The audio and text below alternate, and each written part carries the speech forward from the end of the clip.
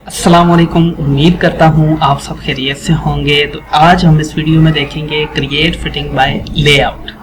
जिस तरह आप लेआउट के ज़रिए पाइप्स क्रिएट करते हैं, बिल्कुल उसी तरह आप लेआउट के ज़रिए फिटिंग भी ऐड कर सकते हैं। इस वीडियो में हम इसी चीज़ को सीखेंगे।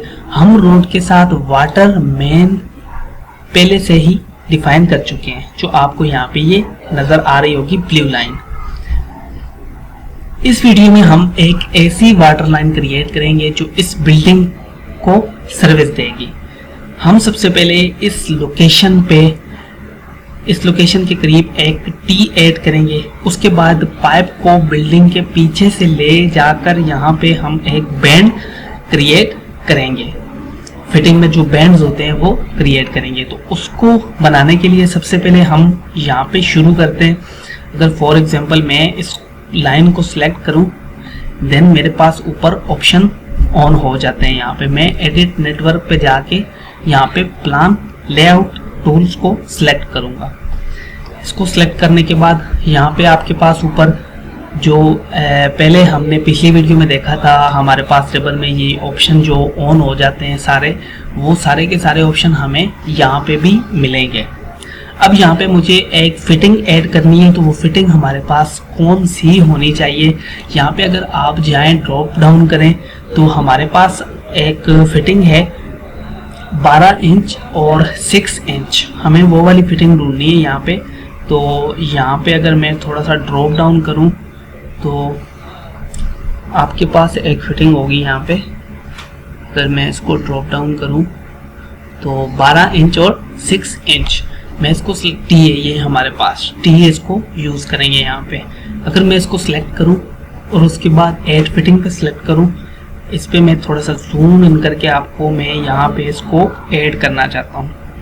यहाँ पे मैं इसको ऐड करता हूँ। ये हमारे पास यहाँ पे एक टी जो है वो ऐड हो चुकी है हमारे इस लाइन के ऊपर। अब उसके बाद मुझे पाइप चाहिए सीधा ले जाने के लिए, तो मैं क्या करूँगा, यहाँ से पाइप ओनली पे सिलेक्ट करूँगा और यहाँ पे आके मैं इस लाइन के साथ इसको जोड़ूंगा और यहाँ पे आके मैं सीधा इस पाइप को यहाँ पे ले जाऊँगा। यहाँ पे मैं जैसे ही इस पाइप को लेके जाता हूँ, उसके बाद हमारे पास ये एक यहाँ पे हमें जो है वो फिटिंग यूज़ होगी, वो बैंड यूज़ होगा। तो वो क्या यूज़ करना है हमने, फॉर एग्जांपल मैं इसको यहाँ पे जाता हूँ, हमारे पास एक एल्बो जो है यहाँ पे होगी 6 इंच 90 डिग्री की एल्बो हमें चाहिए। और यहाँ पे मैं अगर इसको एस्केप प्रेस करता हूँ और यहाँ पे ये हमारे पास सेलेक्ट है, यहाँ पे जाके मैं इसको ऐड फिटिंग पे सिलेक्ट करता हूँ और यहाँ पे जाके मैं इसको इसके साथ जोड़ देता हूँ। यहाँ पे ये हमारे पास एक एल्बो जो है वो ऐड हो चुकी है। उसके बाद हम पाइप्स ओनली पे सिलेक्ट करेंगे और हमारे पास जो इसका साइज़ है वो ऑलरेडी यहाँ पे सिलेक्ट होगा।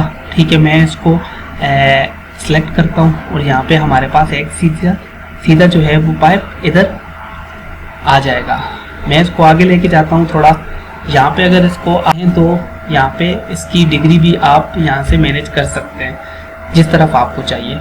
अगर यहाँ पे मैं इसको सिलेक्ट करता हूँ, उसके बाद हमने एक और जो है वो एल्बो ऐड करनी है। यहाँ पे मैं इसके साथ आके यहाँ पे एक एल्बो ऐड करता हूँ, देन जाके मैं पाइप्स ओनली पे सिलेक्ट करता हूँ। यहाँ पे आके मैं इस पे सीधा आके मैं इस बिल्डिंग की बैक साइड पे इसको आके इसके साथ जोड़ लूँगा।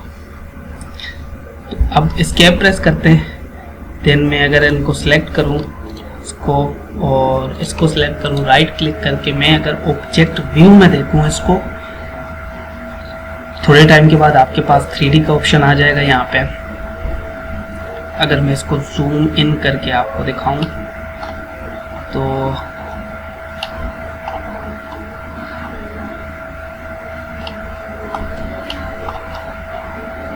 यहाँ पे आपके पास कुछ इस तरह के ये आपको यहाँ पे एल्बोज नज़र आएंगी और यहाँ पे आपको जो आपने टी यूज़ की है वो नज़र आएगी और यहाँ पे आपको एल्बोज नज़र आएंगी।